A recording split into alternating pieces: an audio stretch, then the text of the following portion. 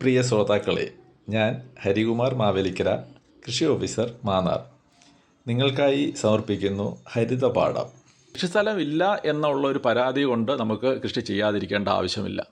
അപ്പോൾ അത് ഒന്നാമത്തെ കാര്യം തന്നെ. അപ്പോൾ അതുപോലെ തന്നെ നമുക്ക് അത്യാവശ്യം വേണ്ടതാണ് ജലലഭ്യത. ഇപ്പം കേരളത്തിനെ സംബന്ധിച്ചോളം നമുക്ക് മഴയെ ആശ്രയിച്ച് കൃഷി ചെയ്യുന്ന വലിയ വാണിജ്യ കൃഷിക്കാരുണ്ട്.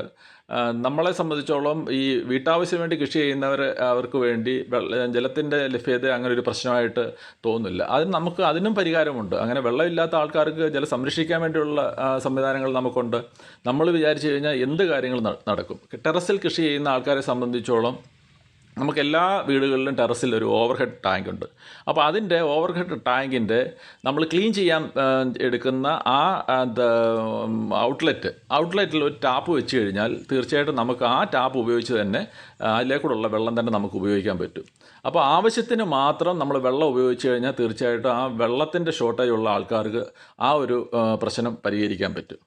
പിന്നെ അടുത്ത നമ്മുടെ പരാതി എന്ന് പറഞ്ഞു കഴിഞ്ഞാൽ നമുക്ക് വളങ്ങളില്ല എന്നുള്ളതാണ്. വളമില്ലെങ്കിൽ തീർച്ചയായിട്ടും നമുക്കറിയാം, നമുക്കിപ്പം ഈ മണ്ണിര കമ്പോസ്റ്റ് ഉൾപ്പെടെയുള്ള കാര്യങ്ങൾ, അതുപോലെ തന്നെ നമുക്ക് ഏത് ജൈവവളങ്ങളാണേലും നമുക്കിപ്പം നമ്മുടെ മാർക്കറ്റിൽ സുലഭമായിട്ട് കിട്ടും. ചാണകപ്പൊടി ആണെങ്കിലും പാക്കറ്റ് കിട്ടും, അതുപോലെ തന്നെ ചാക്ക് കണക്കിന് കിട്ടും. അപ്പോൾ നമുക്ക് കൃഷി ചെയ്യണമെന്നുള്ള ഒരു വാശിയിൽ മുന്നോട്ട് പോയി കഴിഞ്ഞാൽ തീർച്ചയായിട്ടും ഇതൊന്നും ഒരു പ്രശ്നമല്ല. അതായത് കൃഷിക്ക് ആവശ്യമായിട്ടുള്ള ഇൻപുട്സുകൾ നമുക്ക് വിപണിയിൽ ധാരാളം നമുക്ക് ലഭിക്കുന്നുണ്ട്. നമ്മളത് കണ്ടെത്തി എടുക്കുക എന്നുള്ളത് മാത്രമേ ഉള്ളൂ. പിന്നുള്ള ഒരു പരാതി എന്ന് പറഞ്ഞാൽ നമുക്ക് നല്ല നടീൽ വസ്തുക്കളില്ല എന്നുള്ള പരാതി. എല്ലാവരും പറയും നമുക്ക് നല്ല തൈ കിട്ടുന്നില്ല, വിത്ത് കിട്ടുന്നില്ല.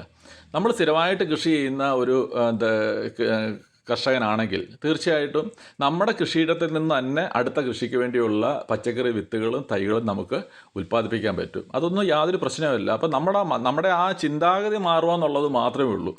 ഈ കൃഷി കഴിഞ്ഞ് കഴിഞ്ഞാൽ ഉടൻ തന്നെ അതിനകത്തു നിന്ന് നമുക്ക് നല്ല ഗുണമേന്മയുള്ള വിത്തുകൾ നമ്മൾ അത് സംരക്ഷിച്ച് നമ്മൾ സൂക്ഷിച്ച് വെക്കുക എന്നുള്ളതാണ് അടുത്ത കൃഷിക്ക് വേണ്ടിയുള്ളത്. അപ്പോൾ വിത്തുകളുടെ കാര്യത്തിലോ തൈകളുടെ കാര്യത്തിലോ അങ്ങനെ പരാതി പറഞ്ഞിട്ട് നമുക്കിനിയും മുന്നോട്ട് പോയിട്ട് കാര്യമില്ല. പ്രിയപ്പെട്ടവരെ, ഈ വീഡിയോ നിങ്ങൾക്ക് ഇഷ്ടപ്പെട്ട് കാണും എന്ന് വിചാരിക്കുന്നു. ഇത് മറ്റുള്ളവരിലേക്ക് കൂടെ ഷെയർ ചെയ്യുക. സ്നേഹപൂർവ്വം, ഹരികുമാർ മാവേലിക്കര.